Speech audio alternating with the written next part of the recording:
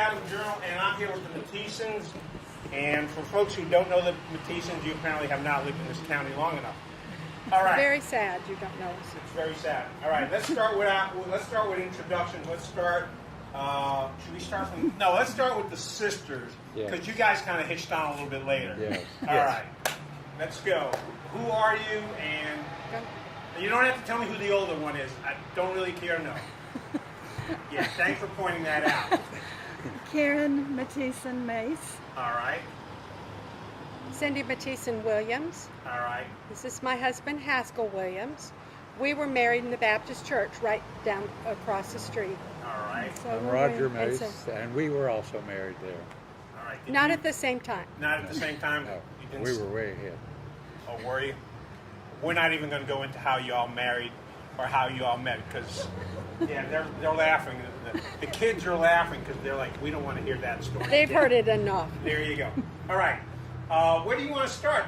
Who was, well, you were the first one, weren't you? Yes. Okay.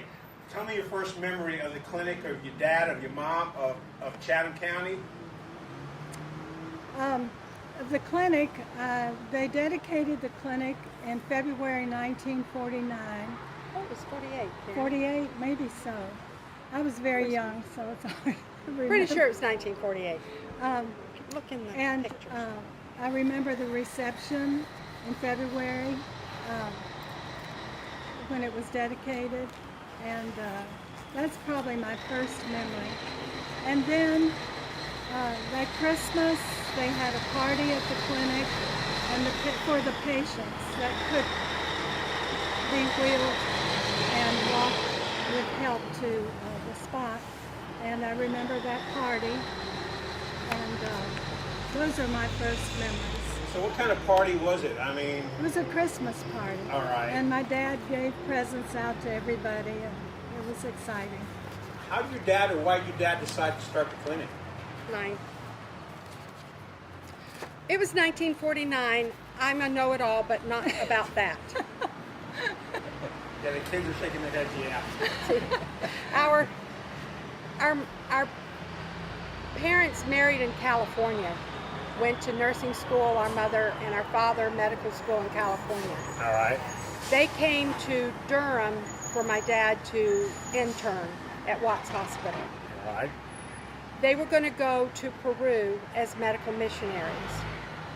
My mother had severe asthma, and they never could go because of her asthma. So they didn't go to Peru. They moved to Pittsboro because there was no physician at that time in Chatham County. So wait a minute, your mom had asthma and she decided to stick in No, North she Carolina was during pollen season? She was so sick. She died in our living room one time from asthma. They actually had to revive her. Okay. So they decided her health was not good enough to go to Peru. He was afraid to take her out of the country, and this country didn't have good asthma emergency treatment either. But Which is an entree unto his asthma thing. and yes, but he was afraid to take her out of the country to where he knew he would have no help with an emergency asthma attack. Okay. So your dad decided to set up shop in Pittsboro. Yeah. But I assume that's not the first time he said, oh yeah, let me come into Pittsboro and set up a clinic, or was it? But there was no clinic. They There moved was here no in doctor around. 1939. They moved here. Yes, yes. Our oldest brother was born in 1938 in Durham, Okay. and they moved here. And he was a 38, year old. 39, Yes. And no, there was no clinic for 10 years. So, He had an office up the street. Right about where, is it Verley's Grill? yes, Furley's Grill. That was the approximate location of his office his first office. All right. How many rooms did he have in his first office, or was it just a one-room office? Oh no, I'm not that old. Go ahead, Karen. You can talk. My memory doesn't really kick in on that, but it was a little reception area and an examining room, and there was an X-ray room where he could check on broken bone, take care of people if they thought the bone was broken. And I think your husband mentioned that he used to do house calls. Oh, Extensively. yeah, extensive house calls. Delivered a lot of babies in house calls, even after the clinic was born. Yes, he did. Oh yeah. Well, we would hear the phone ring in the middle of the night, but we go right back to sleep. But we knew he was grabbing his medicine bag and his doctor bag and heading out the door to wherever. And do you remember what kind of things he had in his medicine bag and his doctor I've got bag? them at home. Oh, you do? I do. I think those drugs are expired, though, aren't they? Well, there's equipment. Oh, equipment. Okay, what kind of equipment's in that bag? Well, stuff to draw blood and blood pressure and that kind of thing. Just basic equipment. Didn't he deliver 5,000 babies? I remember him telling me he delivered Yes, 5,000 thousands. But of you babies. remember, Karen, when our dad had a heart attack and they had moved to Bryson City and he was in Asheville at Mission Hospital, and someone came to his room to draw blood and they pronounced his name right, which not an easy thing to do. Right.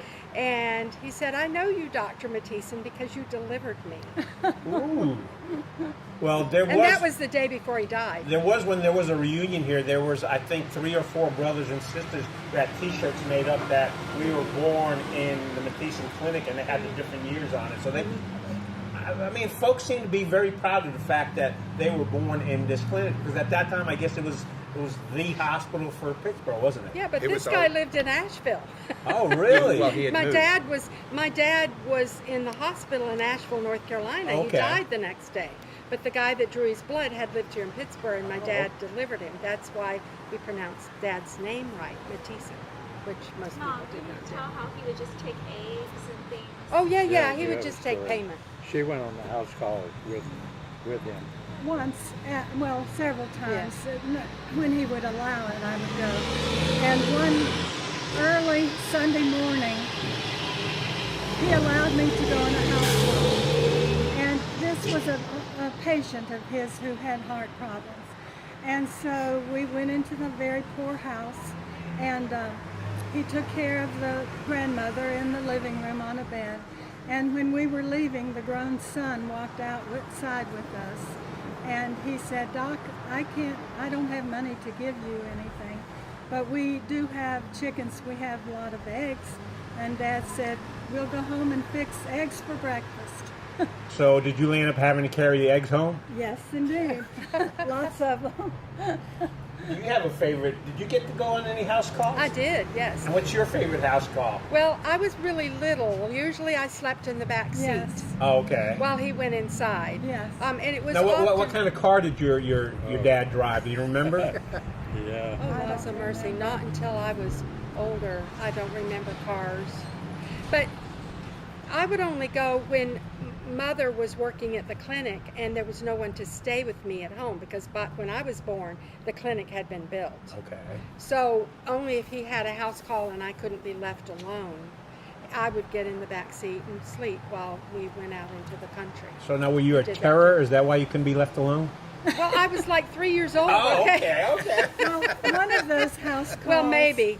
Plus, we had a brother, you understand, too. We had 2 older brothers, and we had a brother who had Down syndrome, and he would go with us.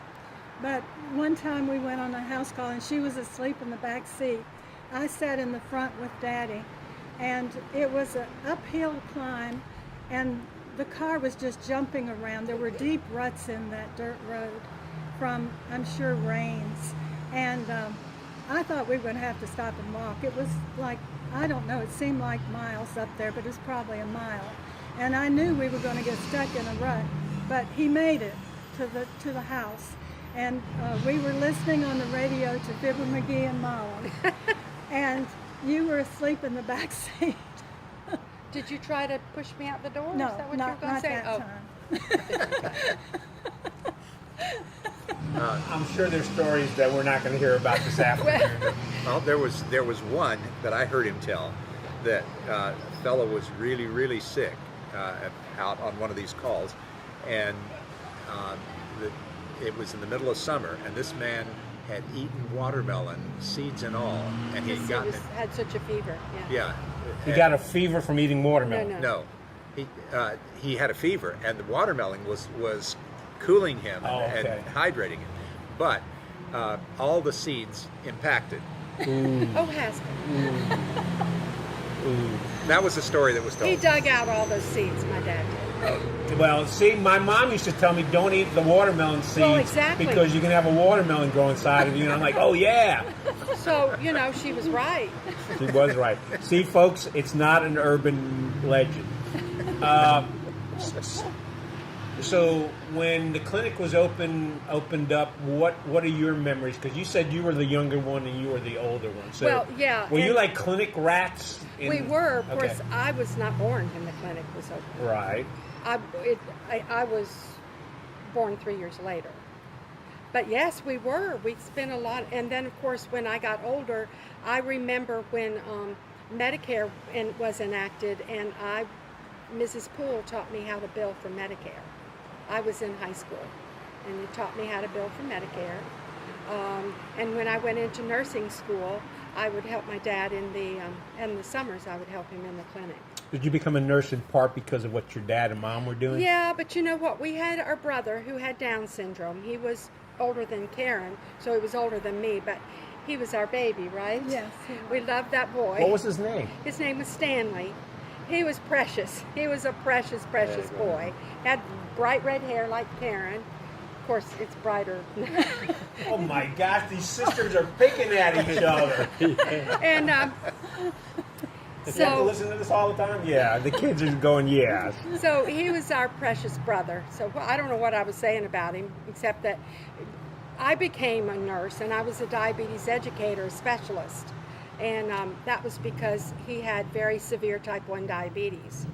And I learned how to give his insulin shots when I was 10. Yeah. I did And too. so we took care of our brother because our mom and dad worked. Yeah, we would suspicion that something wasn't right about him. We'd call Mother at the clinic, and she would say, "Well, test his sugar." And so we Of course, would. it wasn't blood sugar at the No, time. no. It was urine sugar. And if she would tell us if he needed insulin, give him so many units of insulin, and we'd give him the shot. Yeah. Now, did you become a nurse as well? I did. Okay. She was also a teacher. She's Yeah. smarter than me. No, that's not at So all. were you a teacher before you became a nurse, or nurse teacher, or you did Nurse both at the same first. time? Nurse first. Nurse first. Yeah. At the clinic, I also hung around the clinic like she did, and I would go up in the kitchen upstairs when they were preparing food for the patients, and they're the ones that got me hooked on mayonnaise and banana sandwiches, and to this day that's my favorite sandwich. Mayonnaise and banana sandwiches. Now, what kind of bread do you put it on? Well, they put it on white bread, but I usually She tries to eat smarter. I try. You try to eat smart. Favorite story, favorite memory from the clinic? Well, when she was, I don't know, 2 years old, I was pushing. Mother had to I run don't think into I the- was 2. I No. wasn't that old. Well, she was in the stroller behind the clinic, and Mother had to run in for something. And she left, She's telling on herself. I'm not telling that and story. I was pushing. Mother said, "Push Cindy around in the driveway," which was gravel at that time. It's very hard to push a stroller around in gravel. You had a tough life. She Yeah. did. God bless her. And I got so tired. Mother stayed and stayed, and I got so tired of pushing her around in the stroller that I pinched her so she would cry. And then I rolled her into the clinic, and I said, "Mother, she's crying. You need to take care of her." Oh my goodness. That's nothing about the clinic. No, it's a good clinic story. I It mean, was behind the clinic. It was behind the clinic. And Do you I- remember anything I better was than that? repenting. I have repented. She's very you sweet. have you repented or repinched? No repenting. No repinching, because she Yeah, can she's knock right you out here. now. Yeah. Actually, did you have any hiding places in the clinic, or did you do any make believe? Or I mean, I remember as a kid, I used to build castles out of sheets. Did you do anything ridiculous, or you all fine, refined Southern ladies? Very refined. Very refined. Never did anything wrong. Oh, my. She pinched me for crying out loud. I wasn't even 2 years I old. mean, I grew up hearing tons about the clinic and just how much fun they had at the clinic, and We did. they loved going to the clinic. And I mean, we call my grandparents Pop and Gran. This is all of my us daughter. grandkids, but I mean, I know they always were at the clinic, so We were. it was like, well, I mean, it was Pop and Gran's life. Yes. And they lived to serve. that's really, even when I was growing up, they didn't live here, but I remember that's all my grandparents did. It was always take care of patients and help others. I mean, that's what they, day or night, people would call around the clock. And their mission. I remember you saying that your dad only slept very few hours a night, Right. 3 or 4 hours a night, if that. That was kind of the average. So when do you first remember your grandparents? I mean, I have very young memories of them, and I always remember my grandparents just working. And I would love to go to the doctor's office they worked at in Bryson City, and my grandmother would let me call back patients, and that was super exciting. I remember. And so it was. I always thought of them as just they're people that sacrifice everything for helping others. They didn't go on fancy vacations. No. They gave away anyone who needed money, needed anything. I remember Grand buying girls prom dresses, and that was just kind of how they lived, and that's why they were here. I remember hearing my whole life is this area needed a doctor, and that's why they chose it. Yeah. And if patients could pay, they paid. But if they couldn't pay, Daddy just let it go. So you ate a lot of eggs in your lifetime. We did. Well, there's nothing wrong with eggs. Well, It was estimated by Dr. Jakes after Dr. Mathiesen died that he forgave or didn't collect over $5 million. $2 million. It was $2 million. I read it wrong. Oh, $2 million over But his he time. never period. mentioned it. Never was Yeah, mentioned. it wasn't coming from him. It was coming from his associate doctor. And going through their things, Yeah. after they passed away, there's going through boxes and boxes. I would ask, it's like, where did this come from? It's like, a patient gave that to them. A patient gave that to them. So their things were mostly things that they didn't buy. They're things they gave them as a kindness of them being showed by being a patient at the doctor's office. So you had a lot of Yes. mismatched furniture in the house? This was Yeah. this is my son. Yes. Do you have any memories of Granddaddy or Pop? Did you call him Pop. Pop? Yeah, Pop. Pop. Yeah, so they both worked in their 70s, and I remember them as they were always giving. They always would buy us what we needed. If we needed something and you ask them, they ought to always say yes. Mm-hmm. They're just like a typical grandparent, but they would go to extent of what they helped me put through school. Did you become a nurse? No, I didn't. I did take theology and history. Fathered my father as a pastor, but I didn't become a pastor. I'm in the technology field now, but So you rebelled against I the rebelled. family. Yeah, I guess. Okay.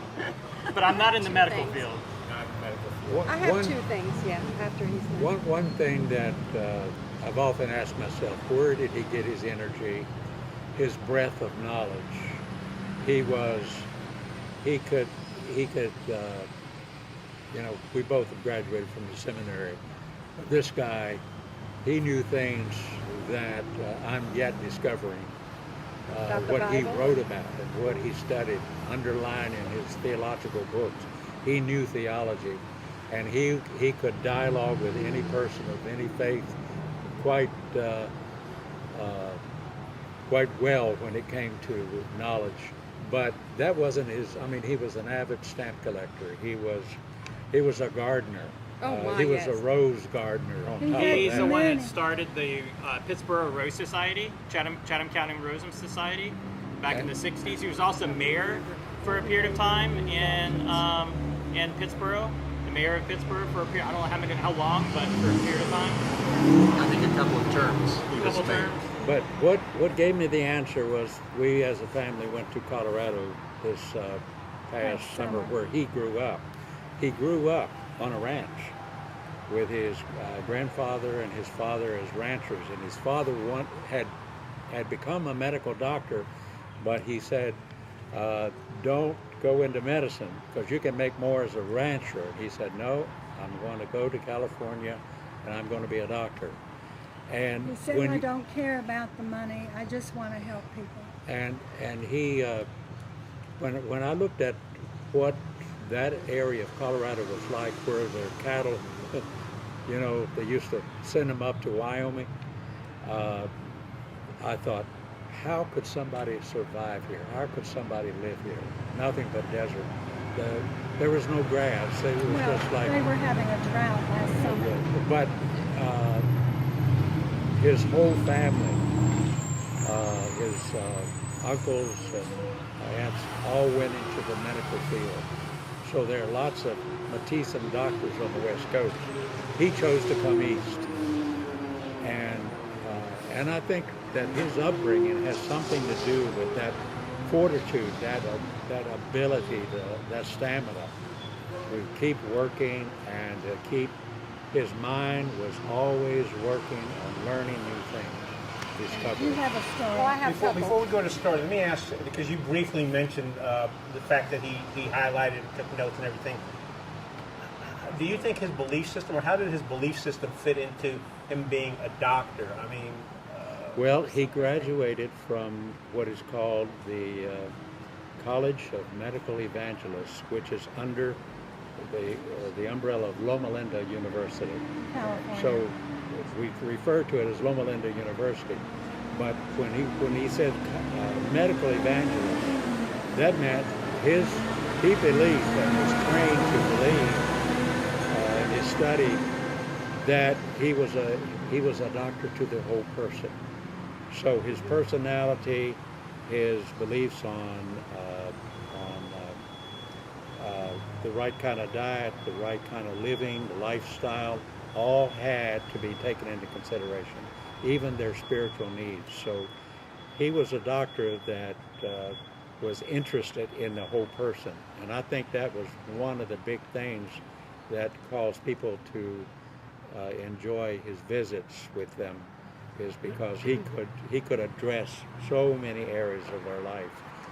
So it sounds like he wouldn't just tackle the physical issues, That's but right. also the spiritual ones. That's right. All right, now let's get to your story. This is not really a story, because first of all, my parents and we all are Seventh-day Adventists. Okay. So when he came here, there was only one other family that were Seventh-day Adventists, and they built a church down here.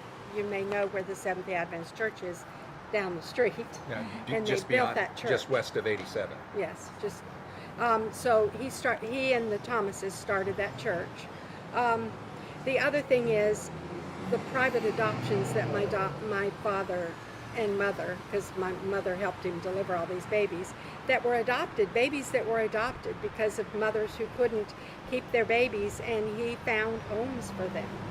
And when our brother, who had Down syndrome, for a while he lived in Greensboro with the superintendent of schools for that county, and they knew my parents because they had adopted one of his babies. He was not the father of the baby, but How'd your dad, was that going again back to the spiritual part? Yeah. You just felt that there was a need for it, and Yes. I guess no one back then was really promoting there was stuff. no other. You didn't get babies through the county back then. Now, our oldest child, who was here last summer and was in the picture you took of babies born here, she's adopted. She was one of his private adoptions for us. And Wade Barber, who's the law attorney here, facilitated our private adoption. Yeah, Wade's been here for ages. Yes. So. So, he facilitated, and Carolee Eubanks, who was his secretary, they helped us and talked us into naming her April. And but my dad delivered her, and my mom was in the delivery room. We lived in Michigan. He called me, my mother called me and said, "We have your baby," and I heard her crying in the delivery room. That is a neat connection. So I don't know how many hundreds of babies he adopted. The pictures I have a picture of me holding Joyce Marie. I named her Joyce Marie, that was adopted, a private adoption. I mean, it wasn't under the table. My dad was not paid anything. He delivered these babies, took care of moms before they delivered, and then found them good Christian homes. But you were dying to say something. but Mary Elizabeth Peck was one of the babies. Well, I believe our daughter was perhaps the last child born in In the clinic. In the clinic. She might have been. Coming back here to the clinic today, I know it's kind of a cliche question, but what are your feelings? What are your memories? Are you feeling happy, sad? Is it just, I mean, I'm asking you a bunch of questions, so, but... Well, it's nostalgic, but it's happy memories. I only had happy memories around the clinic, and of course I hung around in the summer a lot, after school in the evenings until Mother could take us home, and they're all happy memories. Now, besides the pinching your sister incident, were there any other things you used to do that got you kind of in trouble or made your mom or dad call you by your full 3 names? A lot of those. No, I was just... She was so good. Yeah. Other than the She was the pinching angel, episode. wasn't she? I wouldn't share them if they were. But I did pinch her, I admit, one time.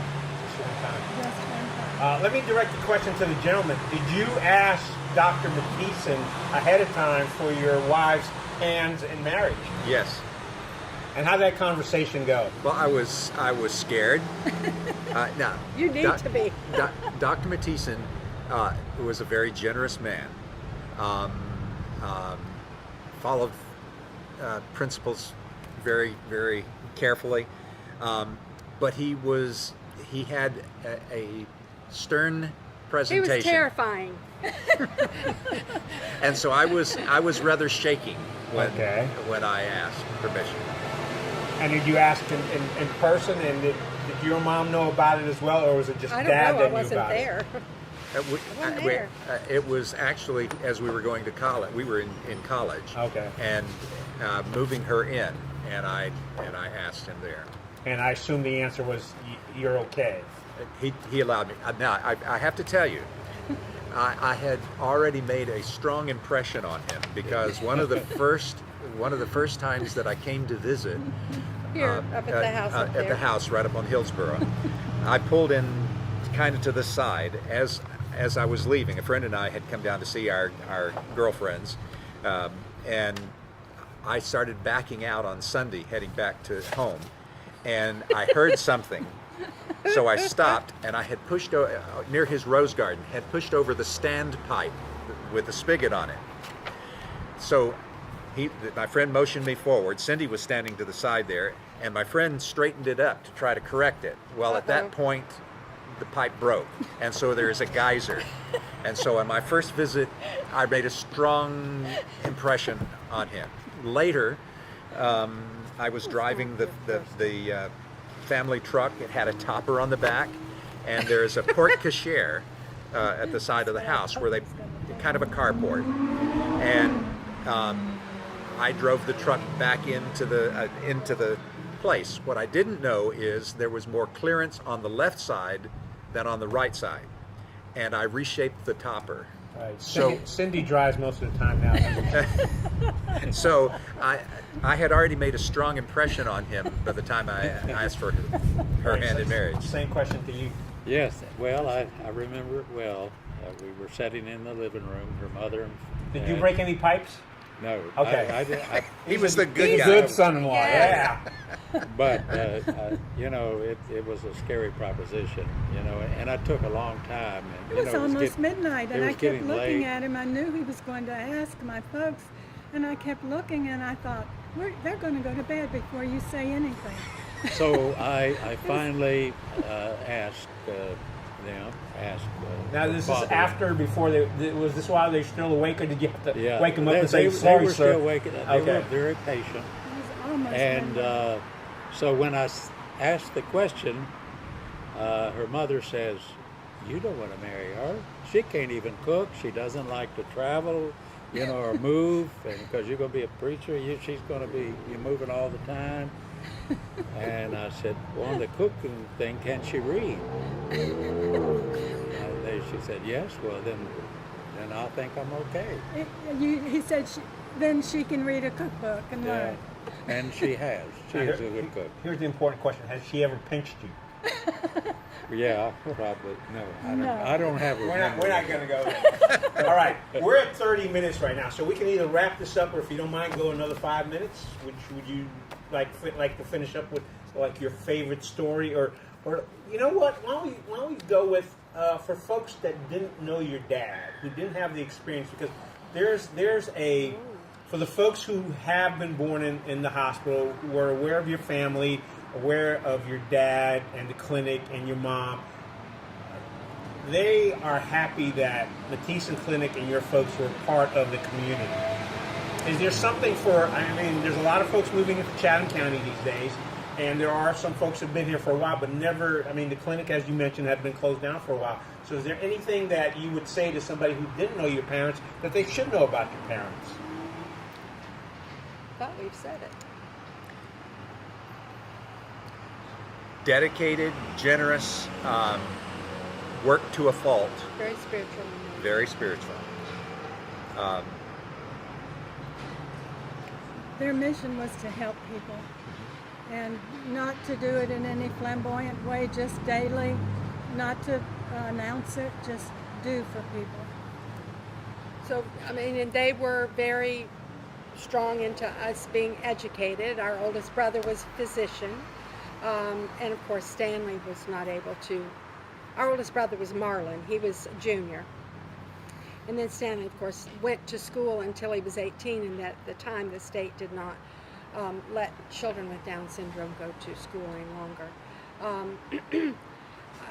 Karen and I both went to college. She was a nurse and then a teacher, a Bachelor of Science. I got a Bachelor of Science, and then they sent me on to get my master's degree. They wanted all that for us. In the time that your dad was a doctor and the clinic was open, were there any cases or health situations or spiritual situations where he felt that it was an accomplishment to be able to do what he did? Was there a case that was a difficult case that maybe he helped somebody out? You mentioned the fact that he helped folks adopt children. Were there any other things that he was especially proud of? Well, being the only doctor, other than times when there was a partner here, he handled. This was emergency room. This was anything. You were telling a story about a young girl had gotten. I was in his office, and right across the hall was his treatment room for trauma or whatever, and the door was open, and he was operating on a little girl's foot that had gotten caught under a lawnmower, and he was doing something that I thought was way beyond what most doctors would be willing to do, except to have a specialized surgeon to do that. And he was doing it very confidently. I mean, he was very careful, and he would tackle anything because he knew that was the only chance this child had to help her with that emergency. He went up. He had the accidents on the main road here. They would come to this clinic, and they would be overwhelmed by many accident victims that they had to take care of. And there were no ambulances, no 911. The funeral home would use Griffin Funeral hearse, Home. their hearse to go pick up emergency situations and bring them in. Yeah, that was before Chapel Hill opened their hospital. So back then, if I got hurt, the Hertz would come and pick me up. If you But or that your wasn't family common. couldn't get you in, like an accident on the road, they would go and bring the patients in. But my dad prayed with his patients, and he had a very gentle heart toward his patients, and he wanted to do everything he could for them and encourage them. He had a large presence, but in that large presence there was a healing presence. That for him to be taking care of you, he just had this presence of, I'm here to help you. I can do this for you. I can help you, and the patients would be able to put their confidence in him that he knew what he was doing to lessen their anxiety about being in his presence. Now, how does that match up with that terrifying personality you were talking about? I said terrifying. Oh, did you? Not him. He didn't say that. Part of it was his confidence. Part of it was some of the austerity that he grew up in. Yeah. And yet it was just a big question to be asking him for his daughter's hand in marriage, and I think most guys would experience that at that point. So I got a feeling you prayed before you asked him for your Yes. wife's hand in Oh marriage. yes. The one thing that he paid a big price by being a doctor because of the faulty X-ray machine, and he developed cancer in his hands. He had to have surgery, and he battled that for many years.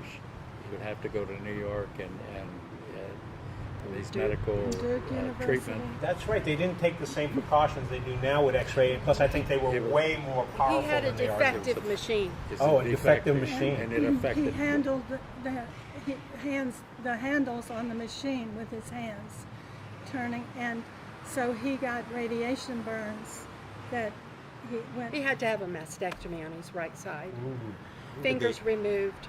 The machine, once you think of a machine and they'll say they'll push a button and there's a momentary exposure. Right. Whenever the machine was turned on, it was emitting, and so his hands holding the plate. film, positioning the patient, he was getting massive exposure. So he was getting dosed every time he was Yes, doing that, right. not just that flip of the switch. Right. So Yes. he went to Duke for surgery, and then they sent him to Sloan Kettering Memorial Hospital in New York. We made many trips to New York City when he had treatment, and so he had lots of surgeries, and then later he had cancer my whole life. Yeah, Yes. I was 12 when he Yeah. first had his first. Yeah. But he kept going. He would Very determined. just determined to keep going and serving the people. So but he died of a heart attack, but it was because he had developed cancer in his spine, and they gave him in Asheville it was fine. He agreed with it. It was a medication that was not, it was trial. It was a trial Right. medication. I'm sorry, I lost presence of mind. It was under trial, and so it was a result of that, and they knew that it could cause clots, and it did, and he died from that. Well, I do appreciate your time this afternoon. I hope people enjoy watching there. Is there anything else you would like to say to conclude this conversation that we've had about the Mathiesen Clinic, about your dad, about your father-in-law? You guys seem to have turned out all right, and the grandkids seem to have turned out all right. They're really nice. I've got 3 children as well. They're Oh, not do you? here. Okay. We do. We have 3 And we children. have 3 children. 2 of They're them not are all here. here. All right. You saw 2 So of you them. like having competition to see who had the most kids? Or? Well, for this month, she has Katrina. I have 2 daughters that are 11 months apart, one of them adopted. They're all the same age. Oh, okay. Right now, they're the same age, exactly. But one of the things that I especially appreciate and excited about that this town still remembers him, and is just as excited as we are about learning, about recalling that history. And we feel honored Yes, to be very here much so. for this. Thank you. And I would conclude with this. One of the strong things that drove him was deep spiritual values, and I look forward to the resurrection day when I will see him again. Yes. Right. So our dad was cremated, and Mother was living with our brother when she died. So they're buried in Greenville, Tennessee. But our brother and relatives are here at How Hanks far Chapel. apart were they between the time your dad passed away? 4 years. 4 years.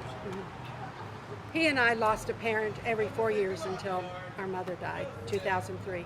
It sounds like your mom and dad led a good Christian life, in that they raised several good kids, and you've managed to find Thank you. good You're very spouses. kind. I will tell you, he sent many children to church school and paid for them to go to college. It was not just us. Of course, we worked at college, right? We earned, but he sent a lot of kids to school, not just us by any stretch. And they've even helped others to med school beyond our family. My favorite story about Stanley is Bless his heart. that one of the ladies that was working, washing the sheets and using, back in those days, lye So, to why wash so- the sheets, very came strong. upstairs and said, Stanley, my hands are just heating up, they just are burning, from that. And hanging on the wall is a picture of Christ at the wheel of a ship in a storm. And he said, I want you, Stanley told us, look at that picture up there, and I'm going to pray for you. And he prayed for her. He prayed for her hand, for her healing. And when she opened her eyes, her hands were clean. And Yes. I can't believe any other than that was a miracle. And he was able to, in his simple way, be able to capture that kind of spirit and be able to help somebody with it. Years later, my son was visiting the son of the artist up in Vermont, Harry Anderson, and his car had broken down, which I am so thankful. His car broke down. It gave me an excuse to go up to pick him up. So when I went into the home where the son was living, the grandmother was living there because Harry Anderson, the artist, had died. And she said, come with me. And I followed her up to the bedroom. On that wall was the original copy of that painting. That was the most spiritual moment I've ever had. And it all started somewhere else, and At our house. Stanley caught it. With Stanley. He was a precious boy. He was. Yeah, I was going to say I appreciate you spending this time sharing the stories. And you're right, a lot of people in the community still remember your dad. The turnout that came out here for the reunion, people were hugging on each other, enjoying each other. And as I mentioned to you, we did get a group picture of them all out there. There will be, I think it's a 16 by 32 print that will be hanging in the lobby. Mr. Greg Stafford, who's redoing that building, is getting it framed to go up there. So thank you so very much. And we thank him for restoring the Yes, we facility. do. And for us being able to see it today. Yes. Thank you.